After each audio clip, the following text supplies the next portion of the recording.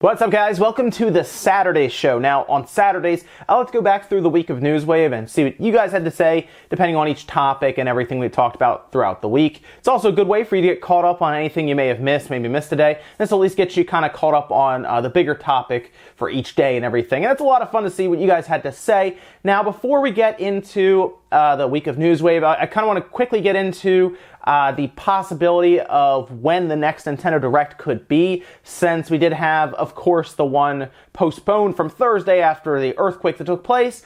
We're now kind of getting to the point where people are starting to wonder and try to figure out, and there is some anticipation building around the Nintendo Direct's reschedule, when it's going to be rescheduled for. And now people are even data mining things like Splatoon 2, because originally people started to figure out that it probably would be on the 6th, because there was a Splatoon 2 event for the 7th that was going to take place. So it was like an updated event that was going to happen. It appears that that's actually been pushed about a week to September 13th. Well, September 14th technically, and I guess in Japan, September 13th would be, from what a lot of people were thinking, when the next Nintendo Direct would be. This was actually done by Oatmeal Dome, and they looked through and found that those events have been pushed a full week, which makes us think, okay, maybe it would be on the 13th. Now, there is something else that's happening right now that more than likely might expedite Nintendo's plans for when they want to have this Direct happen, because, well, Famitsu very well could have information that should already be out there by now, because that Direct would have aired on Thursday.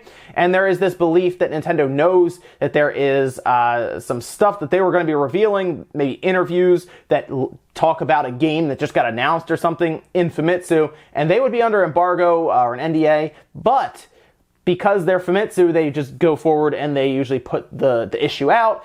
And usually people get a hold of it Wednesday or so is usually when it starts to get out there, and people start translating and posting online. So more than likely what's going to happen is they would be announcing the next Direct date probably Monday. The earliest I could see them doing it is tomorrow on Sunday, just to announce it and get it out there. They could very well announce it Sunday and do it Monday, or they could announce it Monday and do it Tuesday and kind of get out ahead of Famitsu and everything, because more than likely, as a lot of us are kind of figuring, there's something in there that would just give away one of their big reveals. But we'll see. I'll definitely keep you guys updated, but I would look for Nintendo to give people an update probably Sunday or Monday at this point, just to let people know when the next Direct is after the terrible incident with the earthquake and everything took place. So we'll see, but until then, I wouldn't get too crazy about it or anything. It's just going to be, it'll be basically when Nintendo decides to tell us. I'm just thinking it's going to be either Sunday or Monday that they at least let us know when the next Direct date and time is. Now, with that out of the way, let's jump into Monday, where we went over Rayman joining Brawlhalla in November when the game launches on the Switch and the Xbox One.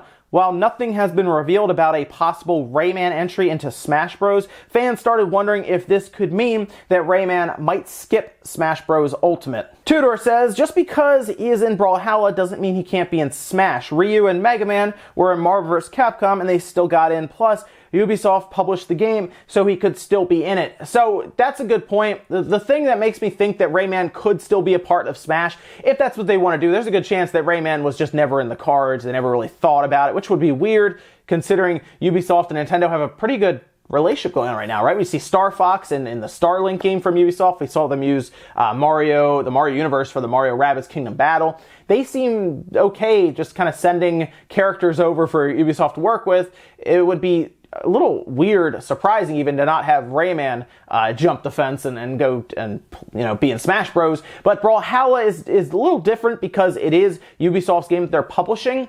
So they of course can just throw Rayman in there. I mean, they took Spyro, or Spyro was taken by Activision, just thrown into Skylanders. Now he's getting his own game. So I could see this just being a way for Ubisoft to put somebody very, very, very recognizable in Brawlhalla, because they're trying to get more people into that game so they can, of course, get more microtransaction stuff. It's a free-to-play game, mostly because it's a service-based game. Ubisoft loves service-based games at this point.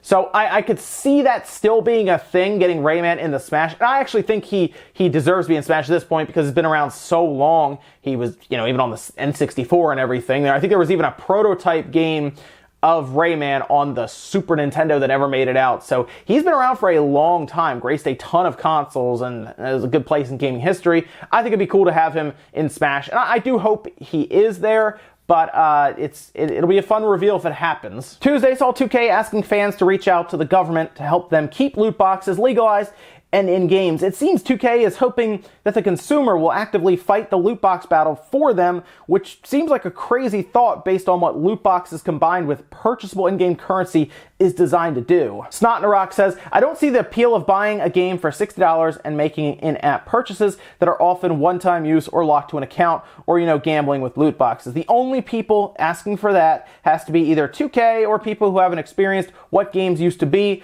where you get a full game experience and unlock as you play, not because you threw them another $5 to pay for data that's already on the disc. This was a big controversy a while ago, Capcom selling DLC that was on a disc. I actually remember exactly what you're talking about. I think it was with Resident Evil 5, where there was DLC that came out and people bought it. And I think it was a couple bucks. It was like $5 or so. It wasn't like a big piece of DLC, but I remember when people then proceeded to download, and it was like 5 kilobytes or something, and everyone was confused because all of a sudden this part of the game was opened up, and it was later revealed after people like data mined it and everything that it was on the disc the entire time, which is crazy. They essentially locked a piece of content behind a wall that you then had to pay more. So the game should have just been, I guess, $65 when you bought it. Basically, that's what it was, and it seemed to work for them. People got mad, but now people forget about that. That was a thing, and of course, we see it with 2K. 2K, apparently NBA 2K basketball with my career is really bad about, I don't really play the basketball games or anything, but I have seen 2K's my career, and it is a grind fest, and they definitely push those microtransactions towards you to get more money. They already sell a ton of copies. We just talked about FIFA even. Sold a ton of copies, but they still get microtransactions, still keep them in there.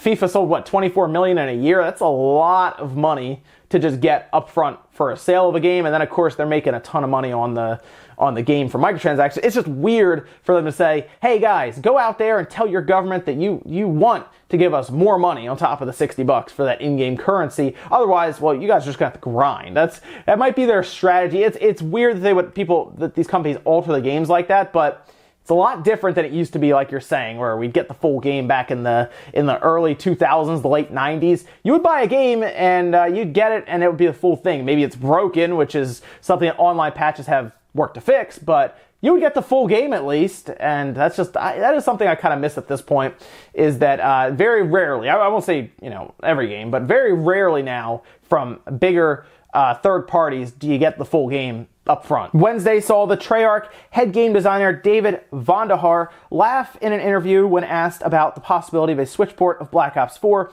during a Game Informer interview. While this seemed to frustrate Switch fans, it was notable that he never actually answered the question. Daniel says, I guess he laughed at the idea of a Switch port because at this point asking for a Switch port is a meme. How many people must have asked developers for Switch ports? I can understand the laughter. Don't think it's as if this would run on Switch laugh, more like, oh no, this question again, laugh. Yeah, so Black Ops 3 was still worked on the 360 and PS3, it just didn't work the best.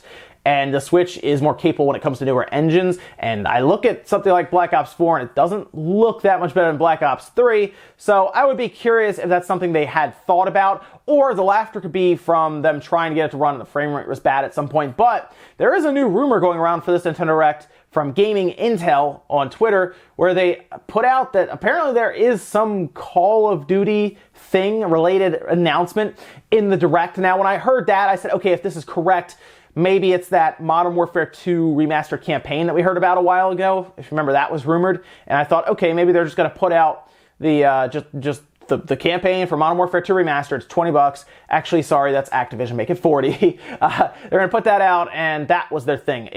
I guess it could be Black Ops 4. I don't know.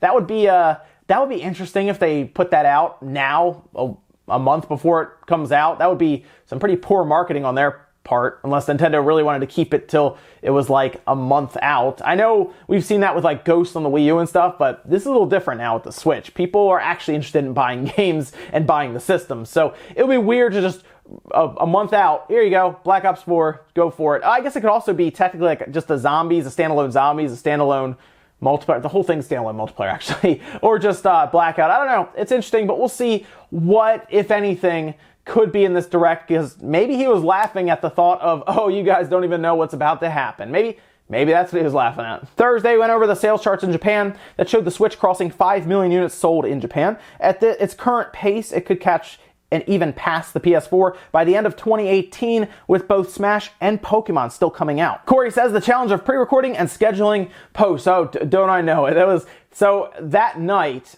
while I was sleeping at 3 a.m., it was put out that, of course, the Direct was pushed and would be rescheduled for a later date. But because I had pre-recorded that Newswave and edited it and everything throughout the day/evening, they of course had postponed what I said would be taking place later on that day with the Direct after everyone had already known about it. That's just the challenges when it comes to pre-recording, editing, full research and everything the day before, and then putting it all together for the morning every single time. I'd rather do it that way. So these kind of things happen occasionally. A lot of times it's a Direct got announced and it's not caught up yet. I did make a video following up to correct it and everything with the earthquake, but yeah, it happens occasionally. Not earthquakes, but being off. Well, I guess earthquakes happen occasionally, but being off from the current news to that degree. So it's just it happens occasionally. It's not something that would affect change Newswave completely to do that. So it just happened. You guys are good about it in the comments. There were a lot of comments about how the thing was been pushed, Direct's been pushed, and I did pin a comment as well, just to keep everyone up to date.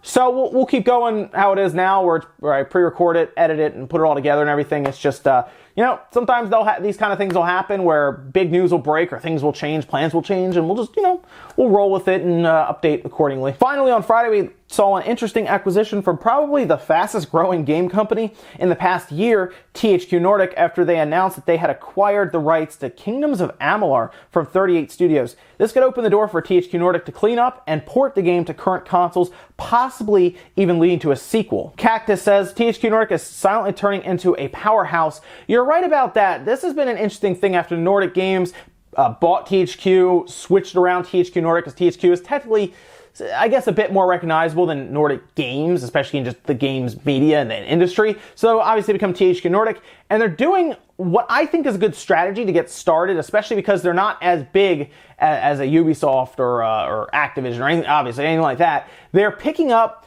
smaller titles that some of us remember. You would call them, I guess, AA titles, AA games.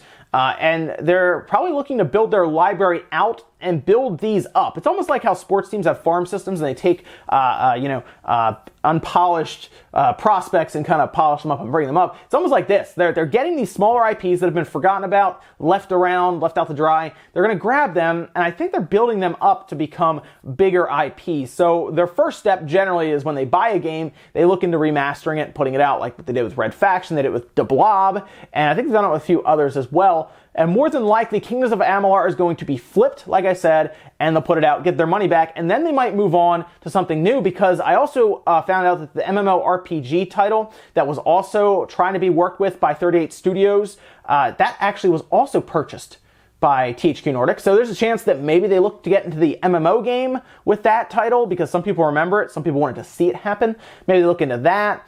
But I do think they're going to flip this, and I don't think they're done, guys. I think they're going to keep going out there and looking for more IPs that aren't crazy expensive, cheaper IPs, and put some money out, flip them, and then basically start building these up to how like Hellblade was when that came out. Something like that level, where they put like 5 to 10 million into a newer game, like a new Time Splitters, and put it out and try to make a bunch of money from that. And they're building a lot. They're building some serious depth to their library right now. I mean, we see them working with Darksiders 3 and Biomutant right now, and more than likely we're going to see just some remasters and possibly new sequels. So look out for THQ Nordic. I keep telling you guys, keep an eye on them.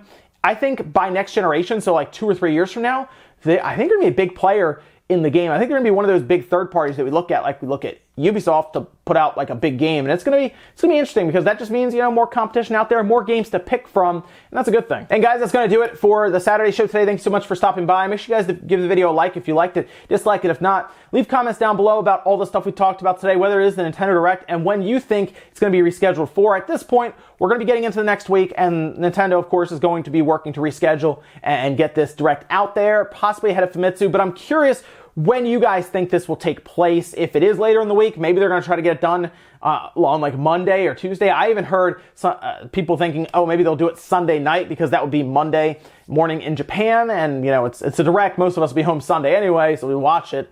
It's interesting to think of like all the possibilities here with this Direct. And I'm even curious right now if Nintendo even knows what they're doing. Thank you so much for watching, guys. Make sure you stop by later on tonight for Spawncast, 9 p.m. Eastern time, and I'll see you then.